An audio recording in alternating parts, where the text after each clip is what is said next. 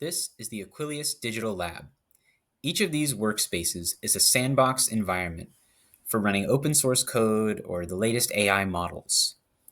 You can configure the resources that these workspaces have access to here, selecting different tiers of compute shapes depending on the CPUs, memory, and GPUs that you want to use. If I go into this workspace, I've set up the boltz2 protein folding prediction algorithm. As an input, it takes this YAML file, which I've uploaded by clicking and dragging the file into storage here.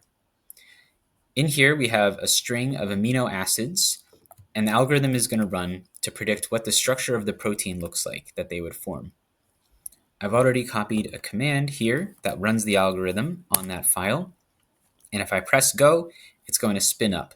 In this case, this tool needs a GPU to run, at least run quickly, and it's able to access it.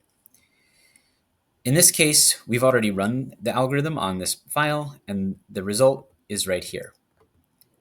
I've already installed a VS Code extension here that allows me to see what the structure of that protein looks like, and we can explore that with this tool right here.